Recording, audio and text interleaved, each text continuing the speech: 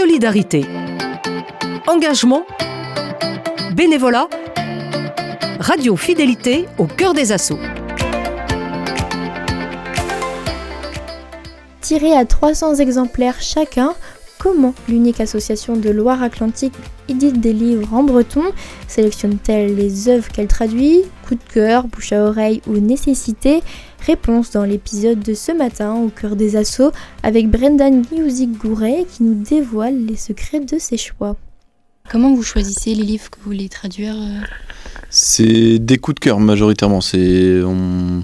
On a un coup de cœur avec un livre, on se dit on a constaté qu'il n'existait pas en breton. On se renseigne pour voir si c'est possible d'avoir les droits et puis on lance le truc après. Et en cherchant les droits avec un livre qui nous plaît, des fois on rebondit soit d'autres livres du catalogue de l'éditeur ou des personnes qui gèrent les droits d'auteur, soit on cherche, on regarde et puis des fois c'est aussi des gens qui aiment bien ce qu'on fait et qui pensent à nous, qui disent j'ai vu ce livre, ça m'a l'air pas mal, est-ce que ça semble intéressant? Et le livre Art Balume Pincette, c'est venu comme ça par exemple, on nous l'a proposé, on nous a montré ce livre-là. Le livre Huesigelu en Avor, c'est les ballons du souvenir. C'est le cas aussi, c'est un copain qui nous l'a offert comme ça, donc on a eu un coup de cœur aussi pour ce livre et du coup on se lance après sur le projet. Si on arrive à avoir les droits, on part dessus quoi.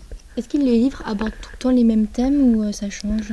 Non, on essaye d'avoir des thèmes différents. On essaye de traiter de thématiques qui sont pas forcément où il n'y a pas forcément beaucoup de livres en breton dessus. Le livre Huesigelu en Avor, les ballons du souvenir, c'est un livre qui traite de la maladie d'Alzheimer, de comment gérer un peu entre un petit-fils et son grand-père, comment il gère un peu justement les émotions par rapport aux souvenirs qui s'envolent à travers la représentation des ballons. On a d'autres livres qui traitent plutôt de l'amitié, du déménagement ou des changements dans la vie, de l'écosystème, du fait d'être attentif un peu à ce qui se passe autour de nous, de la mort aussi, et puis des thématiques plus joyeuses ou juste des livres un peu qui sont plaisants à lire comme ça, sans forcément de thème non plus, mais on essaye de couvrir un peu tout. Enfin, on s'interdit pas d'aller vers certains livres à partir du moment où ils nous plaisent et où on pense qu'il y a un intérêt et qu'il peut y avoir un public pour ça.